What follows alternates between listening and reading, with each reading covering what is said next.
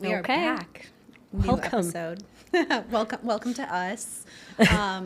So today we're going to talk about agent trends. Yes. There's a lot going on social media, and there is a influencer culture within the real estate agent culture, which I personally think is really cool, but I also think there's a lot of criticism around it. Yep.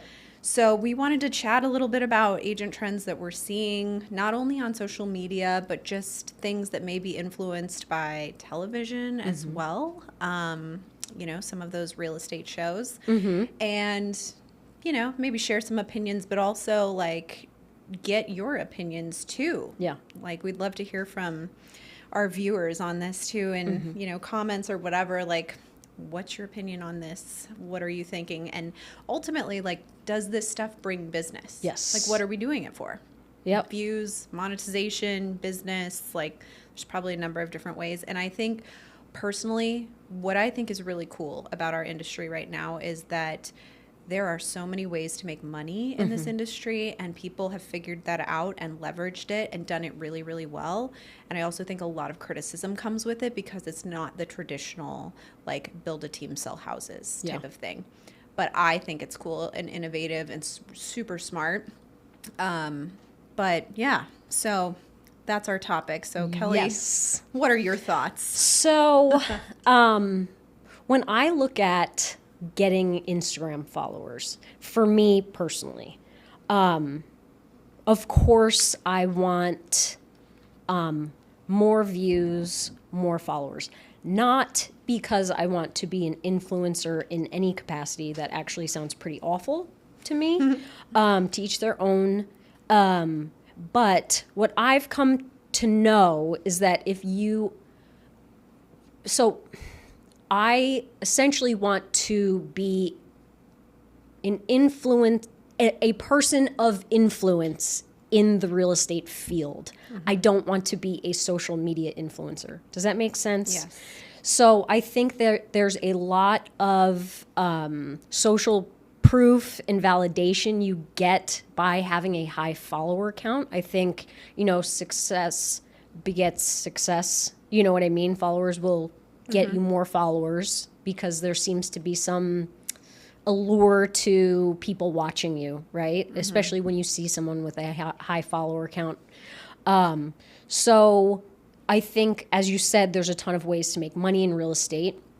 And I think that, you know, production obviously being the main thing, but I think you get to a certain point in your career where you want different avenues so that you don't have to be in production for the rest of your life, whether that be through selling digital products or growing a downline if you're at, you know, one of those brokerages of that model like we are. You know, obviously different streams of income come from, you know, putting yourself out there on social media. So, and how you do that is you make engaging content, right? For us, it seems like the easiest way to do that as agents is to showcase properties and, you know, put a fun spin on it, you know, and it does get very mundane. I will say this, to go shoot a listing video. Welcome to 123 Sesame Street. I'm Kelly Sajoni. This 3-bedroom, 2-bathroom, you know, bungalows. I'm sorry, what? Like, it just, that one I don't think cuts it anymore. Yeah, no. You spend all this money for like 15 views on YouTube, right? And also it's not fun. And when you start to do enough of them, you know, sometimes it is kind of fun to, you know, flex your creative muscle a little bit, you know? Yeah. But there is definitely a trend of people pushing the envelope. There's a couple examples I can think of where I can't tell if it's genius or it's cringe. Yeah. Maybe it's a little bit of both. But again, I don't know if it translates to transactions or just a follower count. Yeah. Right? Right. Because, I mean, we had, for example, on our last episode, we had Brock McKenzie, who is, I mean, what are we in? We're in May, and he's already done $80 million in volume. And he has, I think he said 1,700 Instagram followers. Yeah. You know what I mean? Use his Instagram that much. And he doesn't use it. But then there are definitely people in our space who have 30, 40,000. Well, like Courtney, who we talked to, 20, I think, somewhere around there. And like that's primarily where she's connecting with her clients. Exactly.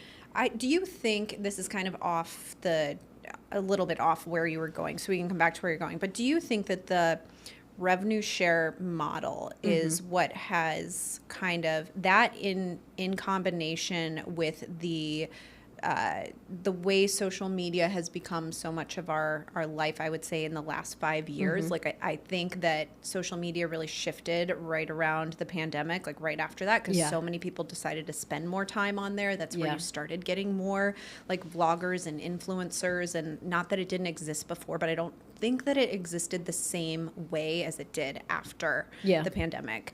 So do you think that brokerages having a rev share model where you can attract more agents and get a revenue stream from that, plus the shift in social media to where people connect with people a little bit deeper through personal content, do you think that has been what's created these like real estate influencer types out there?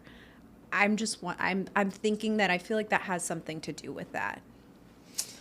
Yes, and I mean, I think it's a perfect storm, right? You know, I think there's so many things that have contributed to it. I think it's just kind of how we operate as humans, right? The popularity type contest thing.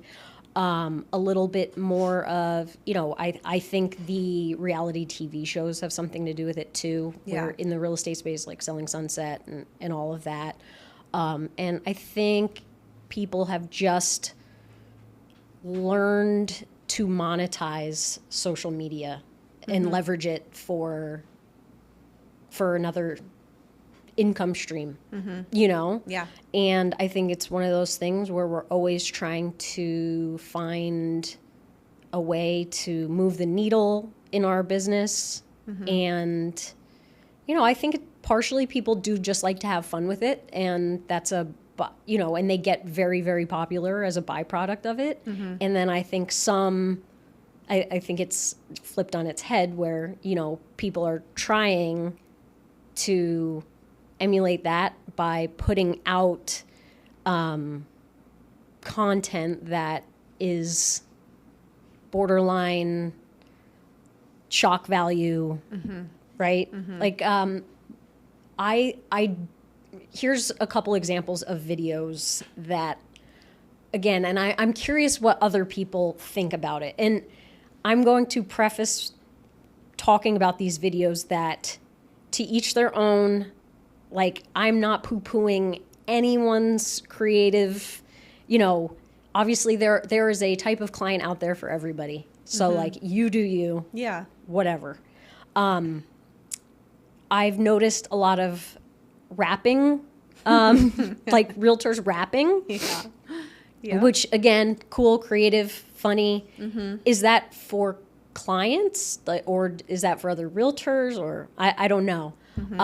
I've noticed a surge in the deadpan humor type videos, like, you know, house tours with very dry humor. Very dry, like, oh, this is a perfect, you know, master bedroom or master bathroom shower you can cry alone in. Yeah, or, you know what I mean, or whatever it is, and they're funny. Yeah, you know. Yeah. And then, you know, there's just different videos like that. Do you think, I'm going to kick this back to you, do you think that translates to transactions and buyers and sellers as a lead magnet, like reaching out to you like, I saw your video, I'd love for you to list my home? I do. Do you? I do. And I think it pisses some people off. Like, I think a certain generation of agents, it pisses them off. But I do think it works because I think there is a nut for every squirrel. And I think that some people, it's going to resonate with some people and it will be offensive to maybe other consumers, or they'll think it's gross, or they'll think that maybe they're not even, qualified. But I think there are people out there who are like, they would be fun to work with. Yeah. Because we also have to remember, like, unfortunately, and I mean, maybe I'm wrong here, but unfortunately, like, I don't think most people think that we're all very, like, smart or qualified, or that our job is all that hard, right? Yeah. So when you see someone being comedic, I think it's more exciting to be like, oh, I want to go house hunting with this person. Yeah. Not thinking about, well, are they going to be able to negotiate with me? Do they understand the contract? Like, no consumers are really thinking that, or majority aren't, Do you think that exists in different price points? I do. Like, so I don't think what, like, Brock does, I don't think that would go over well in luxury, right? Because he even said there is a much different expectation there of how he's going to work for them. But I think in kind of in the masses, I think it works. And here's why. I had one of my friends send me one of those deadpan videos. Yeah, And she was I like, did too. she's hilarious. And I was like, yeah, she is funny, Yeah. And I think that she would probably work with her if she was in her market. Really? I do. I think, or at least consider it. Yeah. But I'll say from personal standpoint, and this was, I don't remember his name, and this was a while back, but he was one of the first people I saw who was really being comedic in his videos. And he was kind of doing that very dry humor, but it wasn't always dry. It was a lot more crass, I would say. I think he's in Texas. I can't remember his name. He was on TikTok, maybe Brad something. I don't know. But I found it hilarious. Like, Really? It was so funny. And a lot of it that made it funny was just the cuts with the camera and him in different rooms. And he was just like, it didn't drag on like some of these very uncomfortable deadpan ones. Yeah. But I legit said, like, I'd probably think about working with him if I was buying in Texas. Really? Yeah. So do you think the different type of videos resonate? Like, so I'm just trying to, I'm trying to put myself in the consumer shoes, because, I haven't been a real estate buyer, like, because I would represent myself, right? Or seller. Yeah. So the only space I could maybe have it translate to is, like, if my CPA or my, trust attorney did, like, a rapping video. Like, would I take them seriously? Yeah. Or would, you know what I mean? And I don't know, but I do see agents putting out videos, like real estate agents, and while as a consumer I might not be attracted to that, as an agent in this space, like I would say, like, oh, maybe I would join that brokerage because of that person, or like I'd like to network with this person, or if I saw them at a conference, you know what I mean? Yeah. So I don't know the right answer. I think you're right. I think it depends on your age, demographic, for sure. I think it's also the space that you operate in. Like I think the Uber luxury market might not, that might not resonate as much. Not to say that they're not a fun crowd, but I think that, you're dealing with a different asset, and I don't know if the deadpan would work. And again, I'm not picking on anybody. So. Yeah, I think it also comes down to, like, my content's not going to resonate with everybody. Like, True. Most people fall asleep when they hear my market updates, right? But there's the people that, like, can't wait to watch it every Wednesday at 4. And they tell me that. So, like, that's where I'm saying, like, I think that there is just something that will, entice different people for every seat. Yeah, exactly. And I think the one thing that, like you say, CPA or attorney, whatever, I think there is so much more, sadly, respect for, not sadly, I think they deserve the respect, but, like, compared to what we do, obviously they put in a lot more, like, years in school or licensing. Like, there is definitely a higher level, higher expectation of the things that they do versus what we do. Yeah. But I don't think people understand all that we do. And so therefore, since there is a lack of understanding or respect for the job of an agent, most people's perspective is that we're fun house hunting buddies like HGTV, and that's we open doors, right? So like, why wouldn't it be fun to go open doors with someone who has a good sense of humor? Yeah, that's true. That's true. Do you find any trends you're seeing out there really cringy? I think it's different perspectives. It all doesn't vibe with me, that's for sure. But like, I think obviously it gets views. But to your point and your question is like, who's actually watching it though? Like, is it the consumer? Is it the agents? Because like, I think a lot of these get a lot of traction and views and comments from agents. Like if you start looking in the comments, it is a lot of agents saying like, I loved this, or like, this is whatever. This is hilarious and whatnot. So I don't know where, I don't know where it gets them. I think I definitely love the humor. I think it's great. I do think that there are some things where I'm like, I can't even imagine saying that. Yeah. There's also some videos that have been a little bit like, I don't know. I can't remember exactly what it is, but I know I've seen some where maybe what they're wearing isn't the most appropriate attire, or there is some sort of like alluding to like something, I don't know, some sexual innuendo where I'm like, I would die. Like I could never do that. Yeah.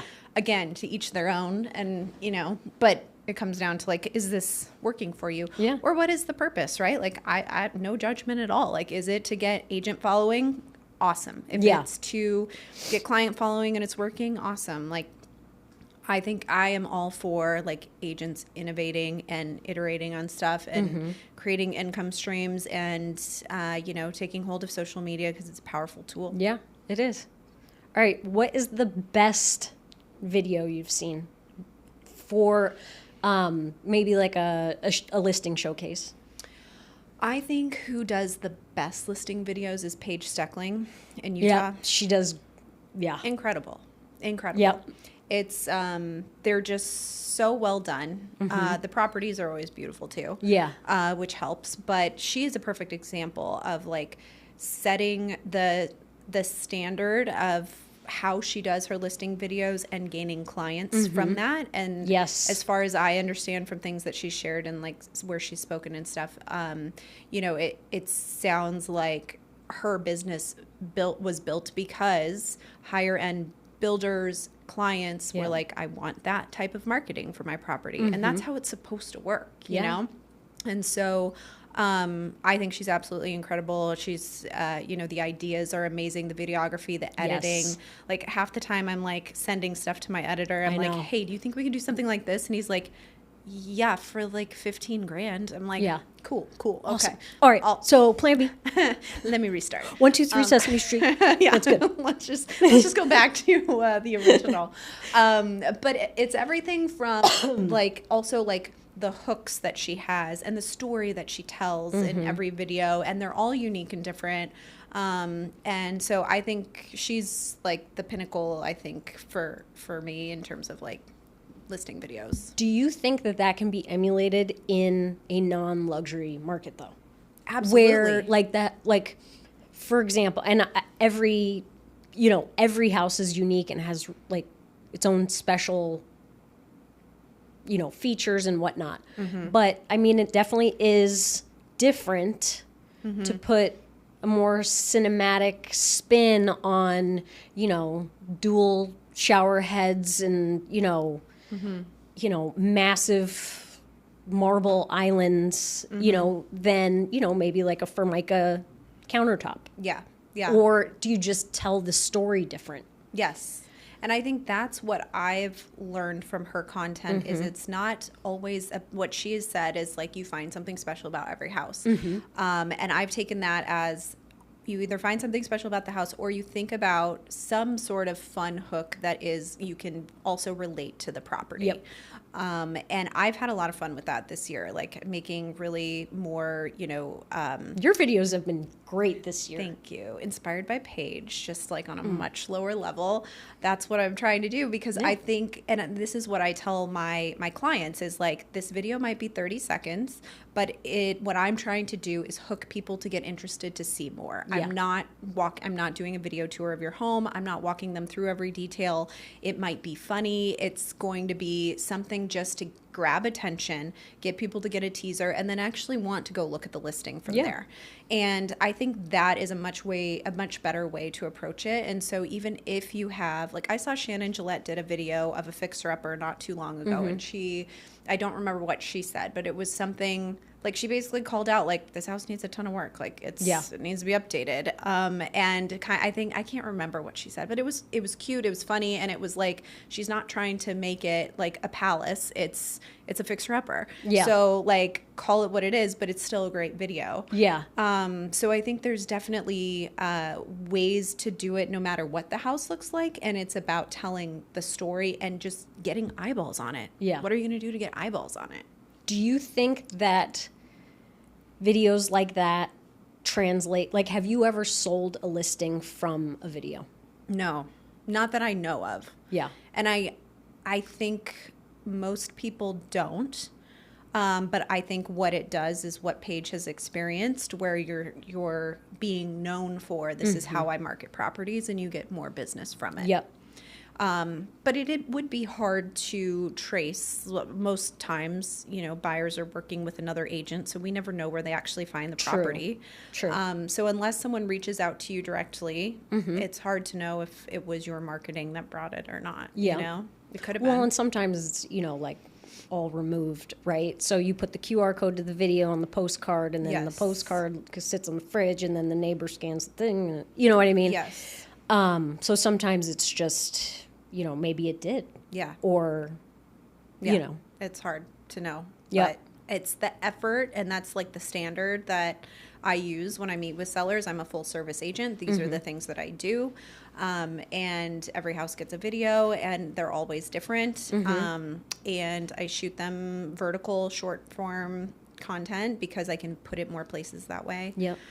What is your favorite type of like trending agent content out there right now? So there is an agent. His name is Shane Bergman. I think He's great. Love him. He so did funny. one. That Paige obviously kills it. But Shane's, I think it's, what's that video game? The Grand Theft Auto. He did a Grand Theft Auto like with a home tour, and it's brilliant because it's just like he makes himself like a video game character. Fun. And like where they're like rocking back and forth, and then he goes and drinks milk from the fridge and all that, and it's showcasing the house. It's just a really unique spin on it. It's fun to watch, but he also does agent videos. I think I don't even know what brokerage he's at, but I think it's one with revenue share and so he basically, him and a couple agents do like what it's like to be recruited by a certain brokerage. Funny. And it had me rolling. I must have sent it to like 5-10 people. You know what I mean? Yeah. And I think that's what's powerful about all of this. Yes. It just kind of. So I think that's a really good point because it can be so tempting to make content for other agents just because we can like all relate. And that is one thing that like I think Courtney was mentioning, like she tries not to watch other agents' content so that she's doing trending things that are trending on Instagram as a whole and not necessarily just like in our agent network. But I mean, that's why everyone loves the broke agent so much. Like he's saying all the things that we all wish we could say out loud about the industry, about our clients, our experiences. And so oftentimes I think agents start making content thinking it's going to be like, get them business, but really it's like, it's agent focused content. But see, I would argue that brings on a source of business as well for agent to agent referrals. Yeah. Because I'll tell you what, like, You're right. I mean, I'm name dropping people who you know, I've never met Shane Bergman before, but Yeah. you know, if somebody were to say, "Hey, I've got someone," or I'm looking to buy a house, and that's the market. I mean, that's the only agent I know. Clearly, he's competent. Yeah. He has other listings. You know what I mean? He's probably the person I would refer. Yep. I don't know him from Adam. Yeah. You know what I absolutely. mean? Yeah. So I would almost argue that the agent to agent referral game is just as strong. You know, what you have because to, of this. Yeah, what you have to do though is you can't get like you have to know your intention Yes. in it, right? So like it's not going to be by happenstance all of a sudden like, oh, I posted all this content, now I'm getting agent referrals. Like if that's what you're going after, Yeah. then that's what you're going after. And as we talk about with any sort of marketing, like you've got to know who your audience is. You got to be clear in the intention of all your videos. Otherwise, it just never really gets to the right people. It won't grow. So I agree. I definitely think that can be a strategy, but Yeah. I think you have to like set out for that to be your strategy. Yeah. And maybe that's what some of these agents are doing that are like pushing the envelope with their listing videos, you know, and trying to get more agent attention, Yep. which they have. My question is like, are these sellers like, you got to have the right seller, right? Yeah. Who's on board with that type of Yeah. video. Or it's like, you know, you're selling like your sister's house or something. Right. You know what I mean? Right. Because I can't imagine doing a video like that unannounced. Like, oh, and here's your listing video. Yeah, here you go. They're like, what? So here's your wide angle photography. And then this is just a little something I came up with. just my stand-up routine about your house. I don't know. I mean, I think it's great. If it works, it's great. All right, so here's, you know, I don't want to just pick on, you know, listing videos. So this is another thing I've been seeing a lot lately. And you know, I'm very much, how does one say this tactfully? So I saw a video recently where an agent, and it was a faceless video, an agent basically is celebrating closing day. And it is her or him handing their clients two like Louis Vuitton bags, and then there's, you know, B-roll of two big screen TVs and B-roll of, you know, more client gifts. And it's basically like a just sold video celebrating closing day. And the hook to it is, you know, I love to make closing day so special. Here's, you know, I love to celebrate my clients with closing gifts and make it a big deal. Here's what it looks like. And obviously this went viral. Tons of comments. And of course, you know, I got to read the comments. Yeah. I'm big on reading the comments. Tell us what's in the comments. That's where it gets real. So people are like, damn, my agent didn't get me anything. My agent got me a home warranty. Like, my agent didn't do anything. Got us a card. They just shook our hand. I'm going to use you next time I buy a house, blah, blah, blah. So obviously it works. I'm going to give everyone the benefit of the doubt that maybe their love language is gift giving and they genuinely do want to make it special. Yeah. You know, do you do anything like that? Do you do a client gift? Do you think that that is a dangerous lead magnet, if you will? Not that it's a lead. Hold on. Let me. Gift giving isn't a lead magnet, but I think the intention behind that video was not totally pure. Like, look at. Yeah. Well, that's over the top. Yes. Right? But do we know what the price of the home was that was sold? From what I read in the comments, it was around like $600,000. Okay. Yeah. Well, then that may have been embellished, or they've used all of their compensation on a closing gift. Yes. Or maybe it was just B-roll of different closings. Yeah. You know, Yeah. maybe it wasn't just one. Yeah. But do you do anything for your clients as a closing gift? Do you think, one, do you think it's necessary? Two, do you think that client gifting can be a form of, getting more business? And if so, and it's showcased, do you think it attracts the wrong type of, maybe a clientele you wouldn't want to work with because they're doing it for that reason? Well, I definitely wouldn't want clients only because of what the closing gift is. Like, Sure. that would be the last type of client I would want, Yeah. right? Like, I enjoy gifting if it's unexpected and appreciated with anything, whether it be in this business or not. Yeah. But when it's expected, then it kind of takes the fun out of it. Yeah. And so, unpopular opinion, I feel like I say this too many times, but like I don't really do client gifts anymore. I used to. And unfortunately, I just felt like I didn't really get much of a thanks back. And then when you look at it, you're like, I just did a job for you that oftentimes you didn't even have to pay me for, because I worked a lot of buy transactions and, whatever. NAR can say what they want. I can't say that it was free for the buyer, whatever. Yeah. But we all know that, like, they did not hand me money for the 6 months to a year I may have worked with them.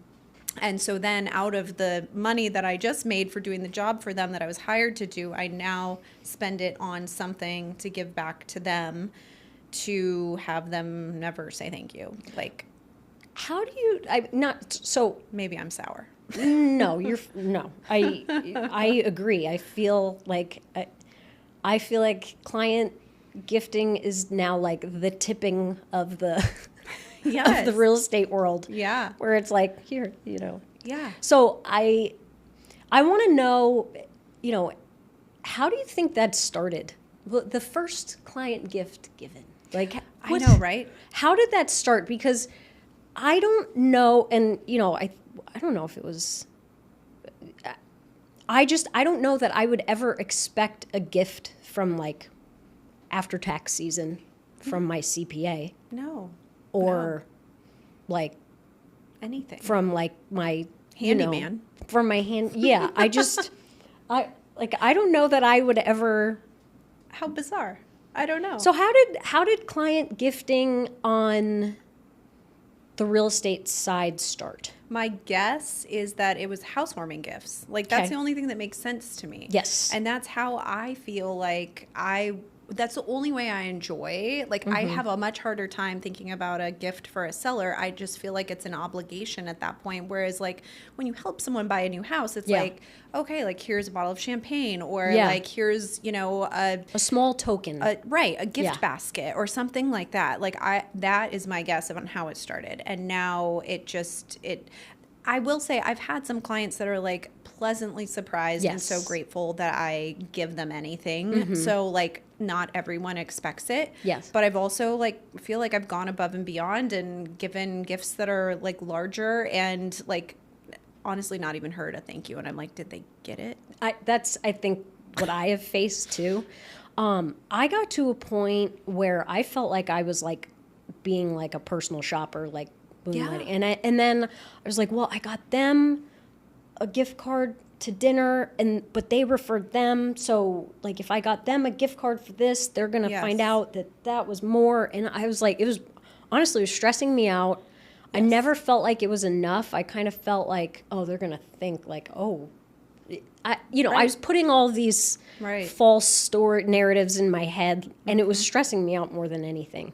So. And at the end of a transaction, when you're like coming up on closing day and you're like, oh shit, I got to get them something. Yeah. And then you're spending your time running around trying to get them like, well, would they like this? Would they like that? Like, or the whole transaction, you're trying to figure out what they like to do for fun so that you can get them some, like it just takes the authenticity out of it for me. I felt the same. And so I stopped doing it. But for instance, I have a client right now, that I am getting a gift for. And I have not done it in a long time. It's because you want to. It's because I want to. And it's not like a part of a standard process anymore. She's an absolute delight. She's been wonderful to work with. She's been so grateful for everything I've done. She's a single mom. She's buying a new house for her and her kids to move on. Like, I am so excited for her and genuinely just like, I want to gift her something. It's Yeah. not going to be big, but it's going to be special. Yeah. You know? And that's what makes me happy. It's just, it was the transactional of like, Yes. what do we get for this seller? And then I have my assistant, like, you know, stalking their Instagram, trying to find out what they like. And it's like, is this the best use of time? Like, Yeah. are they even going to give a shit Yeah. about like a gift card to go take the kids somewhere? You know? And I think like the real ones, they don't expect anything. Right. I've had clients get me something. Yes. Like That just happened to me and it was so sweet. I would never expect that. But that means so much to me because honestly, sometimes this can be like a very thankless job. And most of the time, I'm diving on grenades that they never hear about. Right.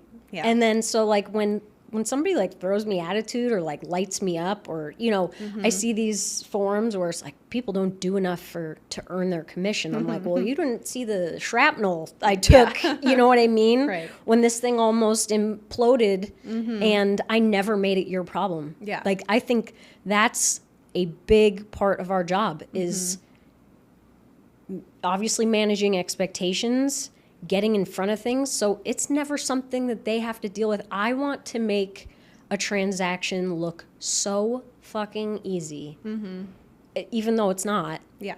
But that's my job, Yeah. to make it look so painfully easy that you think I am grossly overpaid. When Yeah. really I know that my compensation is on par for as hard as I worked on, you know, I'm not boastful. I'm not going to show you all the things I did just to prove my worth. It is to make it seamless and for you, you know, so that I'm doing the job you hired me to do. And then when I see these reels of people with these like very over the top closing gifts for people, I know. I'm like, please don't set that standard. Exactly. Exactly. What are you doing? I get everyone a plant. That's and I think nice. that's like true. Yeah. I mean, that's true to who I am because I'm a plant lady. Yeah. What do you do for your sellers? Do you get them same. a plant? Everybody gets a plant. That was always hard for me too, because like if they're moving out of state or whatever, I'm like, they don't want more shit to move. Like, So what am I going to give them? I have found a company. Yeah. I have found a company that ships. So I buy them in bulk Oh, okay. and then I don't hold on to the inventory. It's just when they close, Okay. it gets shipped direct to their door. Oh, nice. And it's like packaged perfectly. It has like my branding on it. Like the pot is really pretty, but my branding is on like a watering stick in there. Okay. And everybody always sends me a picture. Aw, and then cute. people will send me a picture like 2 years from now and they're like, look, I've kept it alive. Yeah. You know? Yeah. And that's fun That's for really me fun. because, you know, Yeah, that means something. I our think love fern. that makes a lot of sense, and I think that was the problem that I faced is like Yeah. I didn't have a standard gift Yeah. that I felt like, and a plant is a perfect one. And so then I was trying to customize it for I every know. person, and it got stressful. And then it's like, how much do you spend, and Yeah. how much time do you spend on it? And then what if I don't see them? If, you know, if I'm not able to make it to, you know, someone else is giving them the keys from my team or whatever, and then I'm not there. Yeah, that's it the was hard just part. so many different things. But like that is seamless. That's nice. That's a good memory. They keep it forever. Like I can't get behind like the cutting boards, the knives. Like I'm The like, home they warranty. I don't- can't get behind the home warranties No. either. I feel like those are the forgotten. Yeah. I feel like. Yeah. No, that's nobody. Yeah. Do you think clients expect it? I don't know. From the comments that I see, It sounds like I it. kind of think they At do. least in that world. And then, I mean, it is something important to reflect on. I do think that, you know, what we do is very personal. We're in people's very private spaces. A lot of times we know very intimate details about people and their lifestyle and, you know, what they're going through. So, you know, it is more than just a transaction. And I think it is an important reminder for people that, especially I think on maybe the buy side, especially the first time buy side, right? To make it a special yeah. occasion or to really like, make it a big deal. Because, I mean, sometimes this is like the only house people will ever buy. Yeah. Or, they really had to like put a lot of things together to make this happen. Right. Or, maybe they're coming out of a divorce and it's a big deal. I've had a lot of people cry at, closing. Yeah. I had a couple probably in their 50s, like both of them, husband and wife, both cried. This was their first house they ever bought. Oh, you know what I mean? yeah. When I gave them keys. Yeah. So I do think it's an important reminder, Yeah. Yeah. that it does need to be made special. Yeah.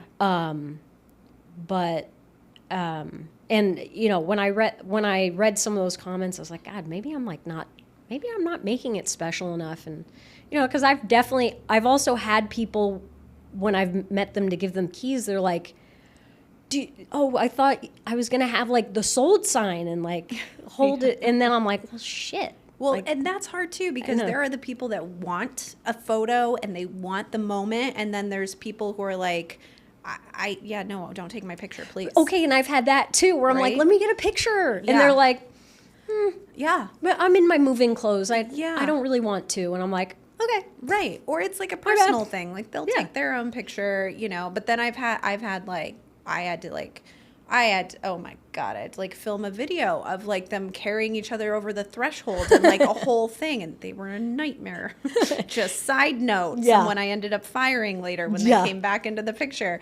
And I'm like, I can't believe I ever did that. But it was like so much pomp and circumstance. And I was like, oh Lord, like, Yeah. okay, I gotta go now. Yeah. Like, so we're like done here. Or? so this transaction Yeah. has taken 30 times longer than it Yeah. ever needed to. But anyway, I agree. And you're always going to have those clients where it's like a very special, like you connected with them deeply. Yeah. You know their story. This is super important to them. And not that it isn't for other people, but, Yeah. there's definitely different levels of like what they need from you. Yeah. And there are some people that are like, no, we're good. Like, thanks Yeah. for the keys, Yeah. and that's cool. I'm cool with that too. But I kind of started to err on the side of like, you don't want me to like take your picture and like just kind of like I'll give you Yeah. the keys, the gift, whatever, and like Yeah. let me know if you need anything, kind of thing. So Well, I think it's like we talked about in a previous episode. I don't remember what episode number it was, but we talked about how, you only have the capacity for, and you don't, you don't get in that space with every client. You know what I right, mean? right. So, certain ones you do, certain ones you don't. And that's okay. And, maybe you don't have to be besties with everybody. Yeah. But to kind of close the loop, I am seeing that trend. I saw another agent who does like Gucci gifts. Lord.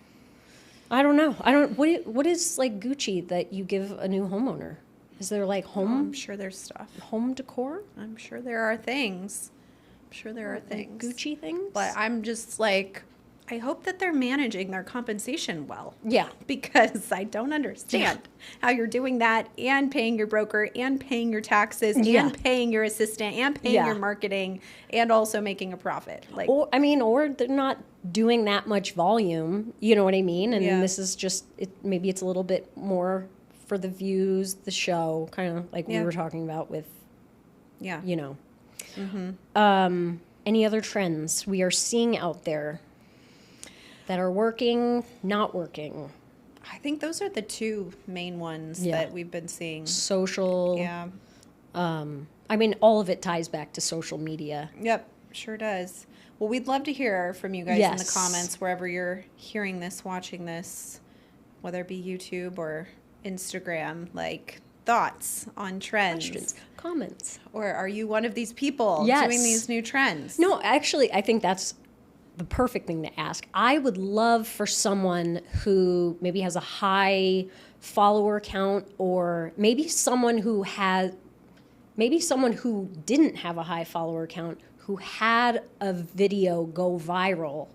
One, did the jump in followers you probably got from that, did that translate to closings? Mm-hmm. I would really like to know that. Yeah. So let us know. Yes. Come be on the podcast. Yes. We'd love it. So thank you for joining us on another episode of Slightly Under Asking.